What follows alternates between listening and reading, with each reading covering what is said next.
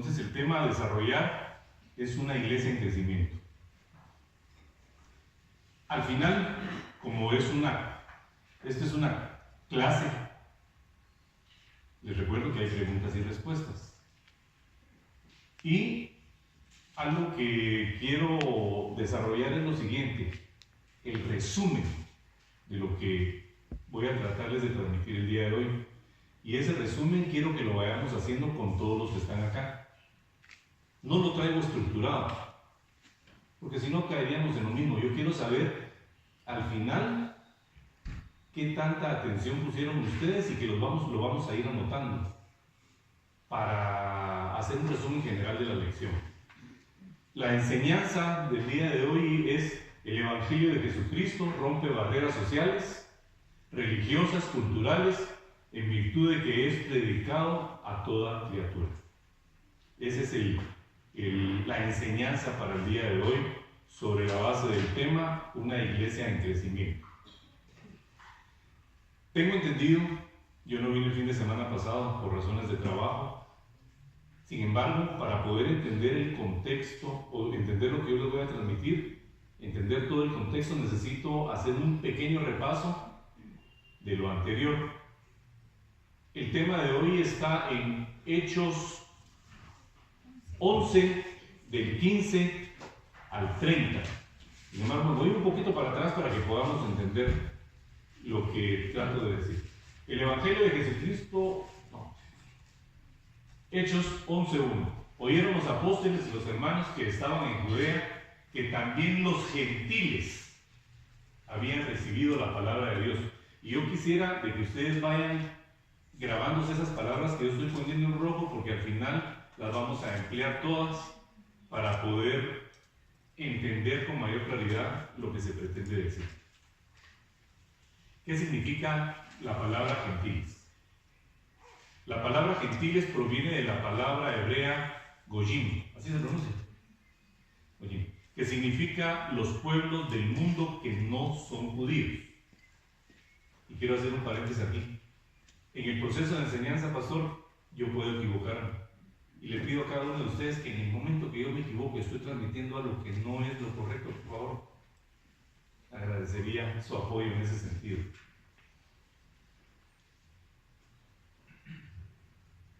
Y cuando Pedro subió a Jerusalén, disputaban con él los que eran de la circuncisión. Cuando utilizamos esa palabra, disputaban, puede tener muchas interpretaciones. Discutían, le increpaban, le reclamaban, o tenían una comunicación que pudiera tornarse un poquito fuerte. ¿Por qué? Porque ellos podría interpretarse molestos, porque dice, disputaban con él, con Pedro, los que eran de la circuncisión, diciendo: ¿por qué has entrado en casa de hombres incircuncisos y has comido con ellos? Ellos le reclamaban a Pedro, porque Pedro estaba prácticamente saliendo del esquema que ellos habían tenido tradicionalmente, los rudimentos del mundo, solo para judíos, lo que habíamos hablado cuando les hablé en una oportunidad en Gálatas. Entonces, circuncisión. ¿Qué es circuncisión? Todos los varones descienden de la descendencia de Abraham, tenían que ser circuncidados y por tanto llevaban consigo una marca permanente en su carne, indicando que formaban parte de la bendición física de Dios en el mundo. Cualquier descendiente de Abraham que rechazaba la circuncisión estaba declarando a sí mismo que no formaba parte del pacto de Dios. Grabémonos esta frase: pacto de Dios. Ya vamos con dos: gentiles, pacto de Dios. Entonces, existía una inconformidad por parte de la iglesia instalada en Jerusalén por varias cosas. Primero, porque Pedro había violado las tradiciones y costumbres que aún estaban arraigados en el seno de los judíos sobre la relación que deberían de tener con los gentiles. Asimismo, porque ellos estaban convencidos de que el evangelio era única y exclusivamente para ellos. Estoy hablando de los judíos, así como la salvación. No era para los gentiles, era el pensamiento que privaba en ese entonces. Los judíos eran circuncisos producto del pacto con Dios y Abraham, que ya ha dejado de tener vigencia. ¿Por qué? Porque Jesucristo hizo un nuevo pacto. Va la primera pregunta. Estimado amigo, ¿cuál era el antiguo pacto? El antiguo pacto, el pacto de Abraham. Por 99 años era Abraham cuando el Señor le habló y le dijo en el pacto que iba a multiplicarlo a él. En ese momento dejó de llamarse Abraham y se llamó Abraham porque iba a ser padre de mucha gente. Él iba a tener descendencia de muchas naciones y de él iban a salir muchos reyes, y por lo tanto él iba a bendecir a todas esas naciones y a todos estos reyes. Y que le daba la tierra donde él estaba, la tierra de Canaán, perpetuamente. Perfecto. Entonces dice, la primera, el pacto aparece en el Antiguo Testamento cuando Moisés se presenta en el monte Sinaí con el pueblo de Israel, y ahí, ante Jehová, como pueblo de Dios, su compromiso de cumplir y hacer cumplir las leyes, la ley de Moisés. Lo que Alejandro dijo lo estamos resumiendo en esto. Ahora yo les pregunto, ¿cuál es el nuevo pacto?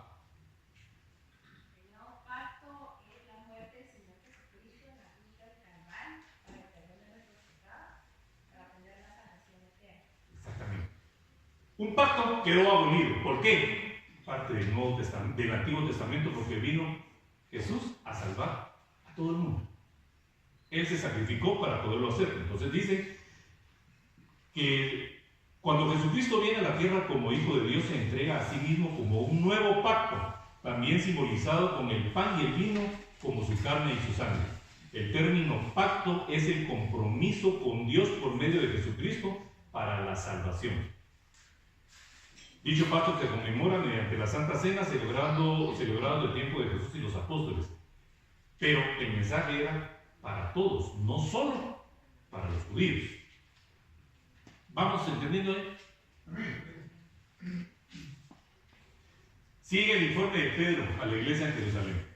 Entonces comenzó Pedro a contarles por orden lo que a él le había sucedido, diciendo: estaba yo en la ciudad de Jope orando y vi en éxtasis una visión, algo semejante a un lienzo que descendía, que por 4 puntas era bajado del cielo y venía hacia mí. Cuando fijé en él los ojos, consideré y vi cuadrúpedos terrestres y fieras, reptiles y aves del cielo. Oí una voz que me decía: Pedro, levántate, Pedro, mata y come. Y dije: Señor, no, porque ninguna cosa común o inmunda entró jamás en mi boca. Entonces, grabémonos nuevamente esta palabra, común e inmunda. Ya vamos 4 frasecitas de palabras que tenemos. Los gentiles, que ya dijimos quiénes eran, el nuevo pacto y lo que es común o inmundo. Entonces la voz me respondió del cielo por segunda vez: lo que Dios limpió no lo llames tú común. Y esto se hizo 3 veces y volvió todo a ser llevado arriba al cielo. Palabra común. La palabra común proviene del latín communis. Esta palabra en particular hace alusión a todo aquello que es ordinario, vulgar, frecuente y muy sabido. La palabra inmundo proviene del latín inmundus, como adjetivo. Describe que es sucio y repugnante. Ejemplo: lugar inmundo, persona inmunda, asqueroso, nauseabundo, que no es puro.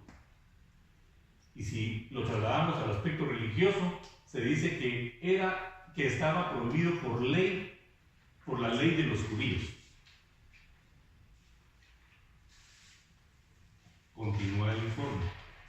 Y he aquí, luego llegaron 3 hombres a la casa donde yo estaba, enviados a mí desde Cesarea. Todo lo que yo estoy leyendo acá o transmitiéndoles se encuentra, a sugerencia de mis hijos, el punto, el versículo acá, para que no nos vayamos perdiendo y ustedes puedan verificar lo que yo estoy diciendo.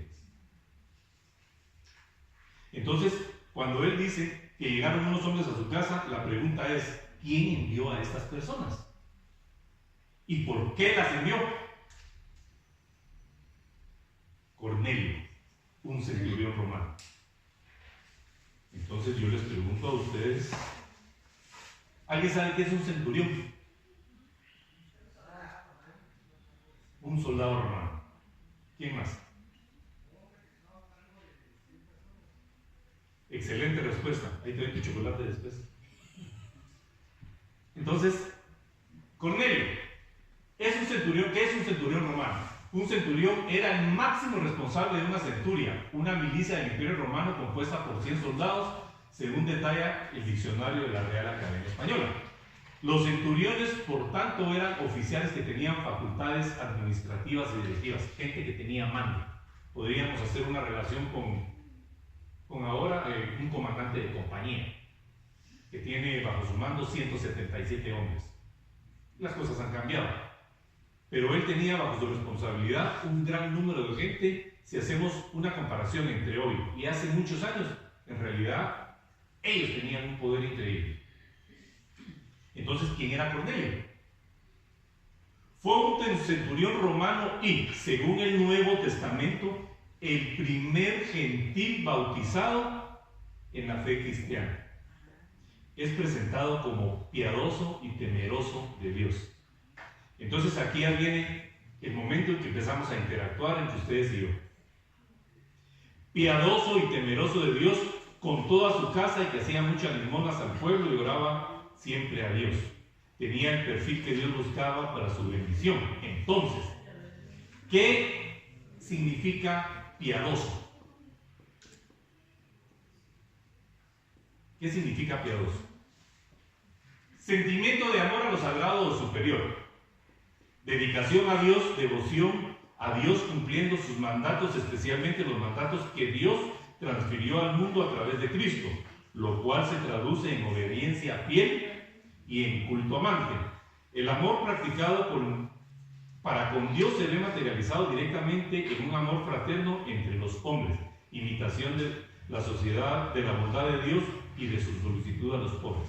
Entonces yo les pregunto a ustedes, esa es una pregunta, si quieren la responden, si quieren no, pero me gustaría ver alguna mano levantada. ¿Quién se identifica entre ustedes como piadoso?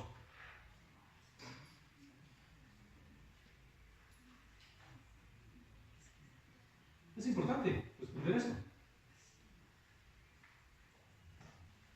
Usted. Sí. Es que no podemos levantar las manos tan seguramente porque estamos en ese proceso, ¿verdad? ¿Y cuánto tiempo va a tardar ese proceso? Hasta que yo... Es que, fíjense, yo se lo estoy diciendo aquí porque posiblemente, y sin temer equivocarme, el menos indicado para hacer esta pregunta o tratar sea yo.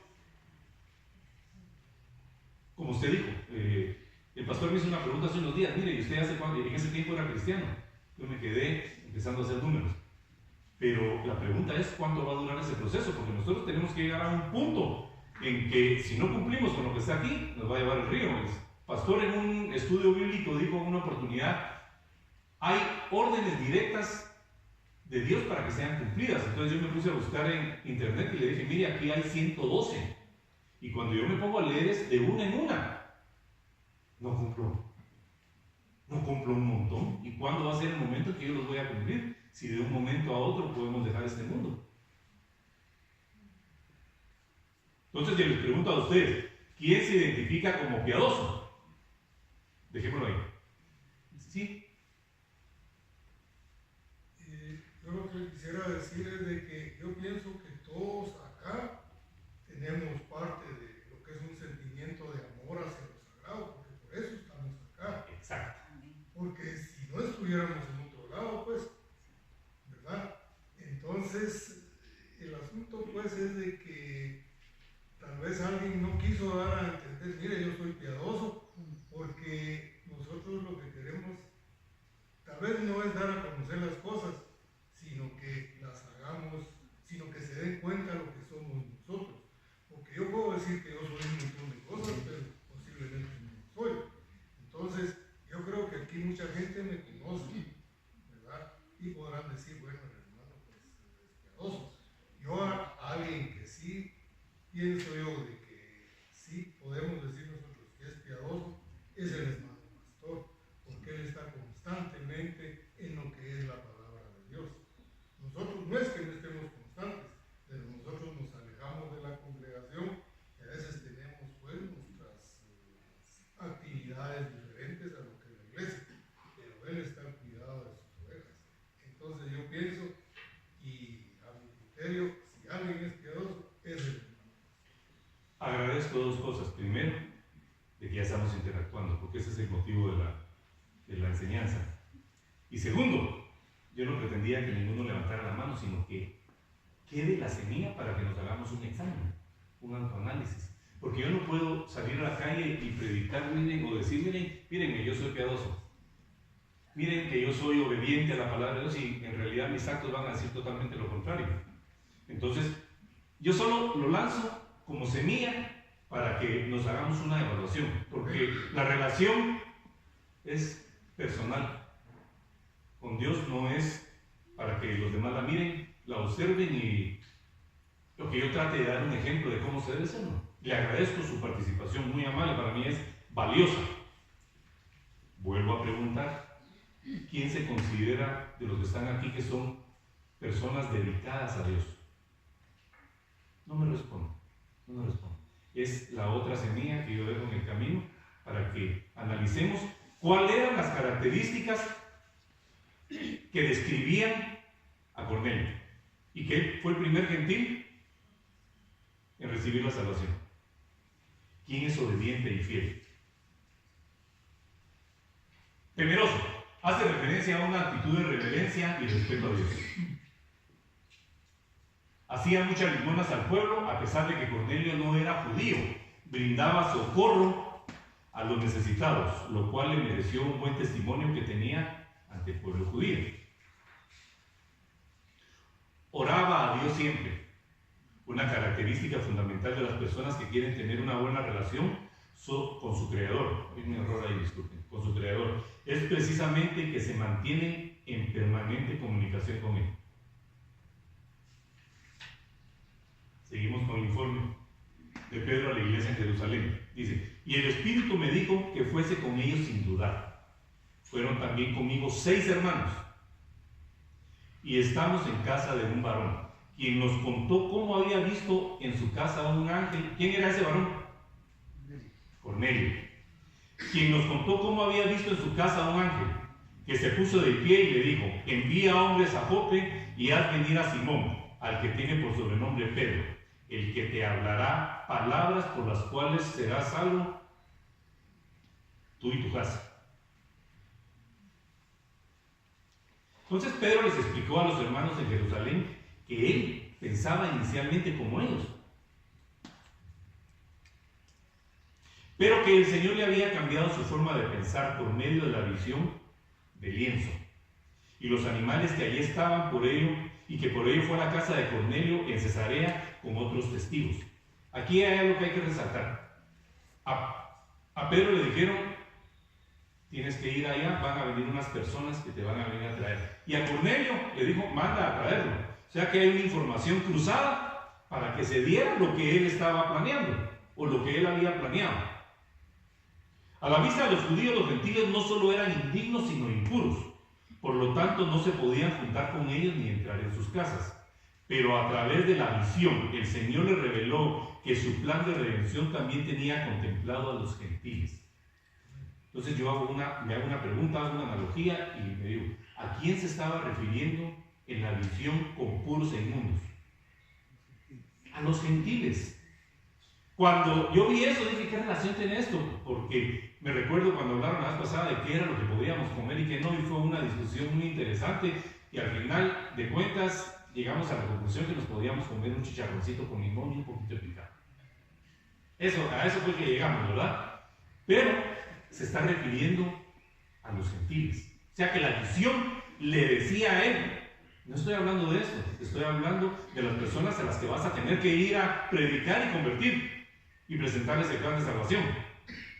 Aquellos de los gentiles que creían en Dios, ellos podían ser considerados, pero a través de la visión el Señor les reveló que su plan de redención también tenía contemplado a los gentiles. Aquellos de los gentiles que creyeran en Dios, ellos podían ser considerados como puros y dignos de entrar en el reino de Dios por la gracia de Dios a través de Jesús el Mesías.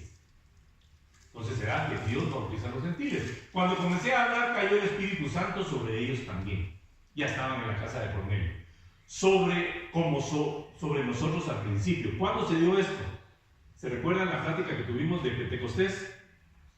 Donde cayó el Espíritu Santo y se bautizó con el Espíritu Santo a todos los que estaban ahí. Fue lo mismo que se dio en la casa de Cornelio, en la casa de un gentil, donde los judíos no podían entrar, porque los judíos decían no podemos entrar. Se estaba dando un paso muy importante e interesante. Entonces me acordé de lo dicho por el Señor cuando dijo: Juan ciertamente bautizó en agua, mas vosotros seréis bautizados con el Espíritu Santo.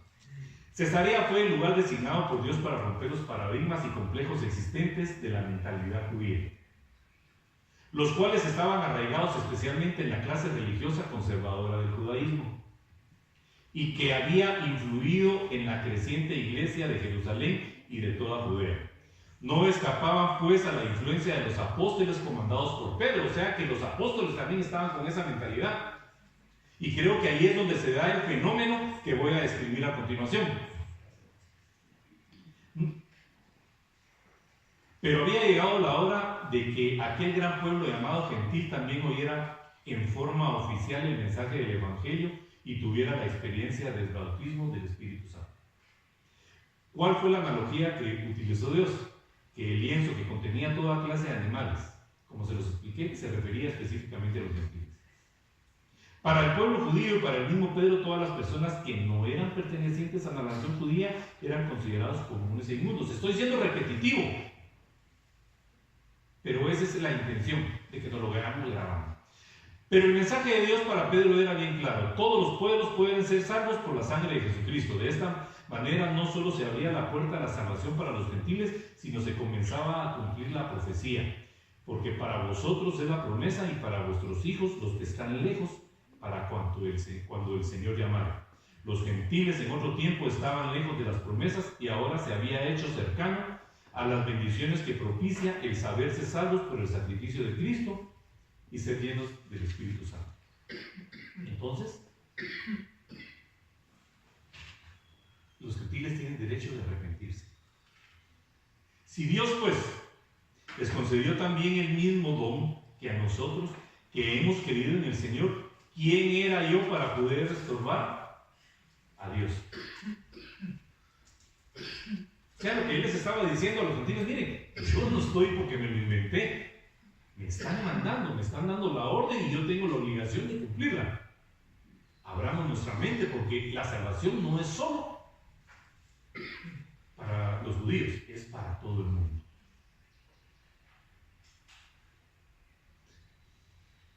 De no ser así, sería anular el nuevo pacto de Jesús, ya que aunque el antiguo solo privilegiaba a los israelitas, este nuevo pacto incluye a los pueblos griegos y gentiles. La salvación ahora es para todos. En este tiempo, por los complejos del judaísmo, habían estado prohibidos para otros. Ahora bien, por la sangre de Jesucristo, todas las naciones tienen derecho a pertenecer al reino de Dios. Es importante declarar que los gentiles habían recibido el mismo don que los apóstoles. Que la iglesia que interpelaba a Pedro también comprendió que ante los designios de Dios no puede haber impedimento de ninguna naturaleza que detenga su obra. Dios lo decidió así, así va a ser, y no importa quién esté enfrente. La misión, militarmente hablando, se va a cumplir. La iglesia de Jerusalén también entendió que la doctrina del arrepentimiento tiene vigencia para todo el mundo. Lo esencial del mensaje de Jesucristo fue para todos los hombres que procedan al arrepentimiento para el perdón de sus pecados. Entonces, oídas estas cosas, callaron y glorificaron a Dios, diciendo: de manera que también a los gentiles ha dado Dios arrepentimiento para vida. ¿Estamos entendiendo? ¿Estamos claros? Me alegro. Entonces, el primer paso fue en Cesarea.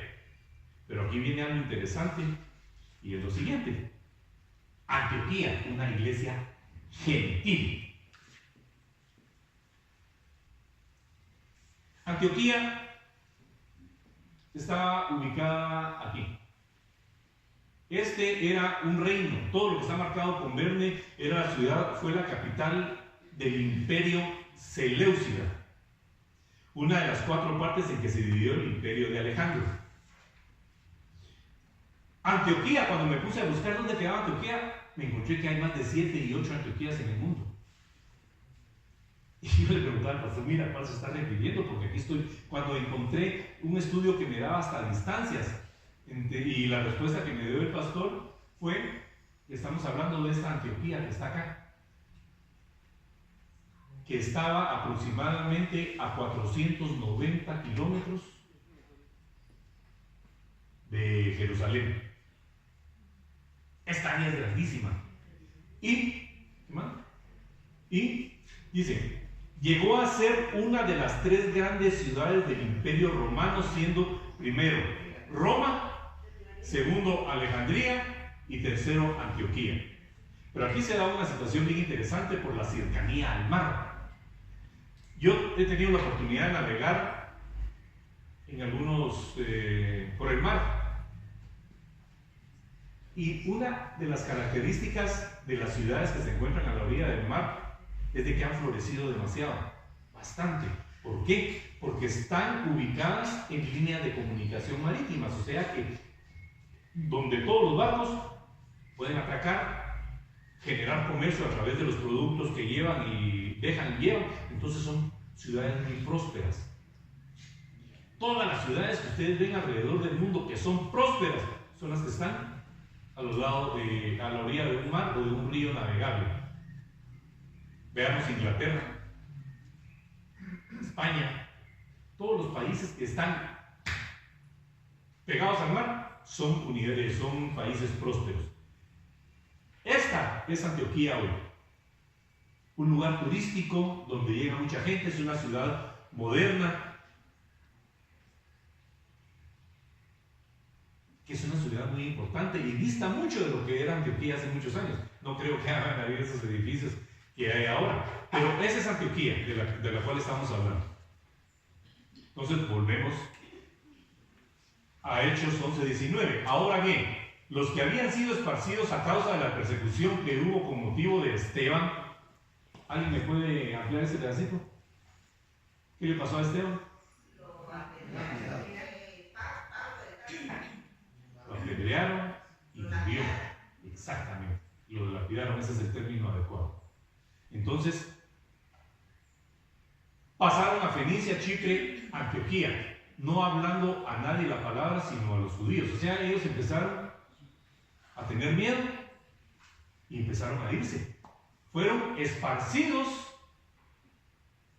a causa de una persecución.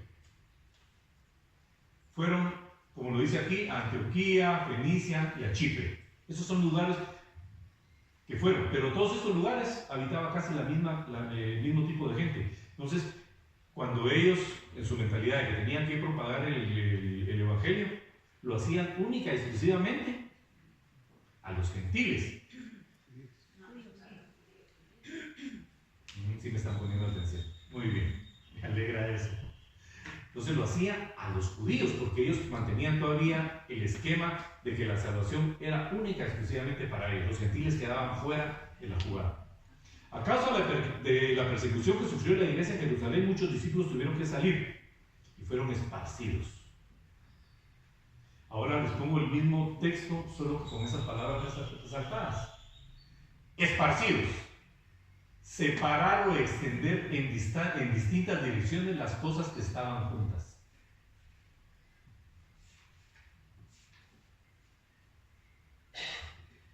Persecución. ¿Alguien me puede dar una definición de persecución o una idea?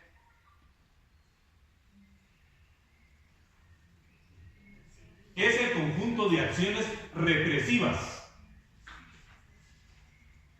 o maltrato persistentes realizadas por un individuo o más, comúnmente un grupo específico sobre otro grupo o sobre un individuo, del cual se diferencia por la manera de pensar o por determinadas características físicas, religiosas, culturales, políticas, étnicas u otras. yo les quiero preguntar acá, y aquí es donde no me va a regañar. ¿Alguien sabe dónde hay persecución en el mundo en estos tiempos, hoy por hoy? En Corea. Corea, mencionemos. ¿Dónde más hay? China. ¿Ah? En China. No entendí. China. China. En África. África. Medio Oriente. Medio Oriente. México. Estamos hablando de este siglo, de este momento, estamos hablando de hoy. Entonces yo les pregunto a ustedes, ¿hay persecución en Guatemala? Sí, hay. Denme un ejemplo. Y les pido este ejemplo por una simple y sencilla razón. A las mismas personas que yo veo acá, todos los domingos o los domingos que yo vengo, son las mismas. ¿Han tenido ustedes algún problema por predicar el Evangelio? No lo he tenido. O sea que en Guatemala no hay persecución. Porque yo no he visto noticias de muertos por predicar el Evangelio acá en Guatemala. O por lo menos se me habrá pasado la noticia, pero persecución como tal, como lo hubo hace muchos años, hay en Guatemala. Vivimos en la comodidad de un templo muy bonito que se acaba de festejar, la construcción de él, el aniversario de la iglesia. Estamos cómodos, venimos en un clima agradable, pero no hay persecución. Ahora bien, Pero sí hay discriminación. hay discriminación. Sí. Esa discriminación es tan relevante que afecte nuestra actividad. No la hay. No la hay. Porque hoy nos podemos sentar y poner a platicarnos con cualquier persona que lleve su rosario, lleve sus pelotitas de Buda y